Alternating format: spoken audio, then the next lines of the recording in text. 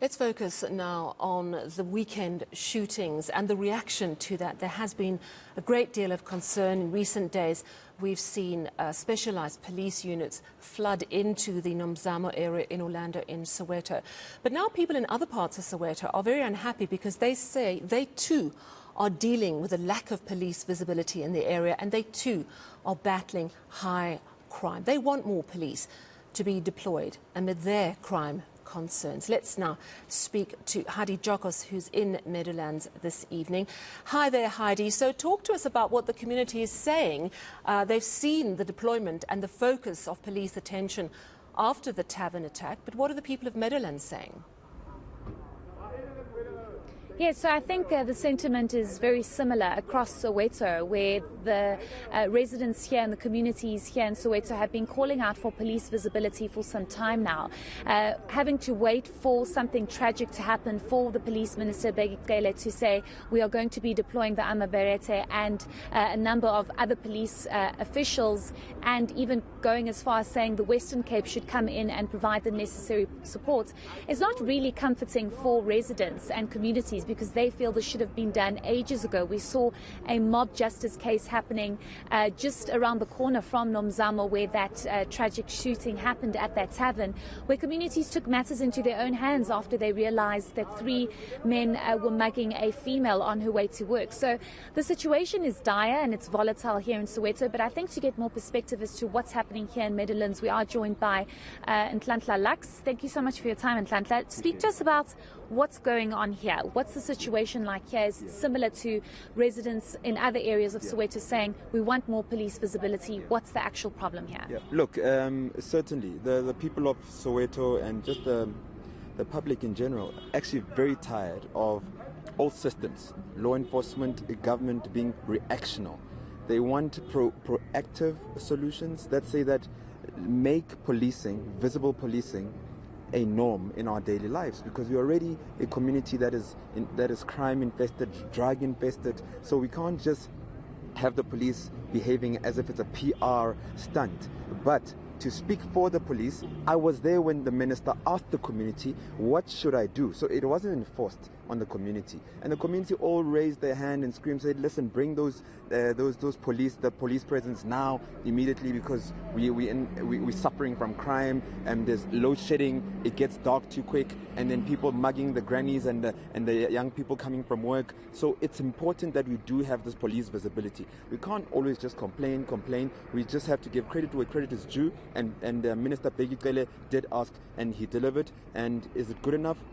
It's not good enough. We've got lives lost. We are here in Meadowlands. Why are we here in Meadowlands? The police station of Meadowlands, as under-resourced as it is, there aren't enough vans here. So the community needs to be mobilized to help the police. We are now having a big community meeting just behind the police station because of 2 reasons.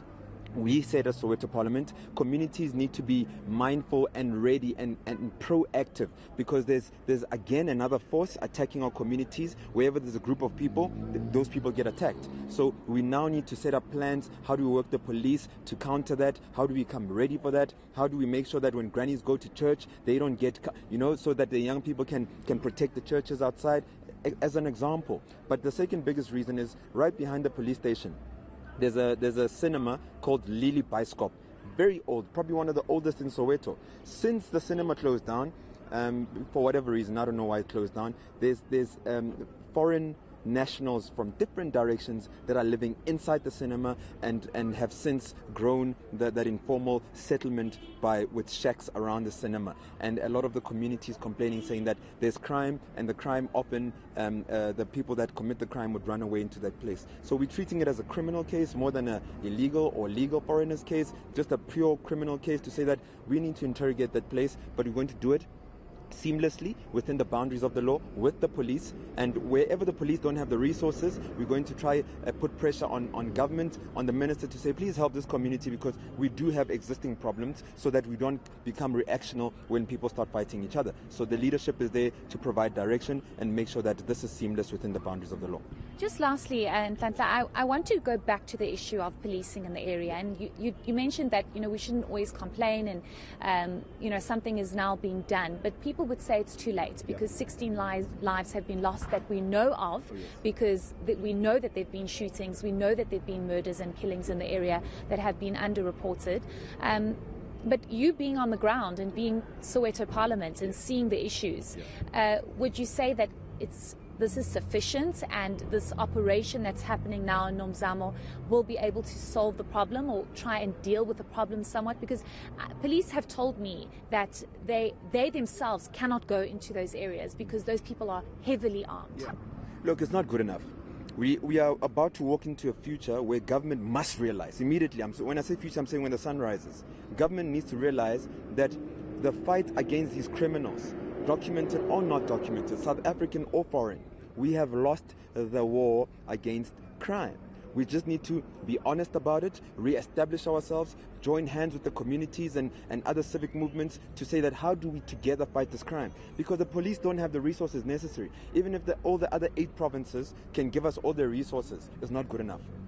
It's completely not good enough. Because if you just come to Soweto and listen, not see, and listen, there's an AK-47 being shot that direction, 2 seconds later another one that direction, 4 seconds later that direction, and there's a mother being mugged here, and there's someone who's missing, a missing child. It's just our reality and it can't be normalized. So we're saying that we need to come together, be honest, and say that the current systems are collapsed. They are not winning against crime. Let's build new systems, because crime also evolves. Crime improves with technology. Crime improves the same way that everything else improves. The cars improve, the planes improve, the helicopters improve. So we need to match crime or be ahead of it. And right now, it's 10 years ahead of everybody.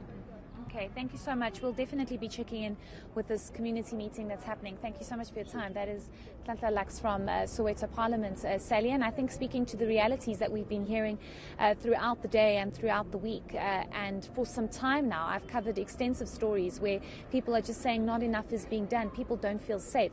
Yesterday, when those operations were underway, I actually took a picture. And when I looked at that picture again, I said to myself, this cannot be life where there are just police absolutely everywhere.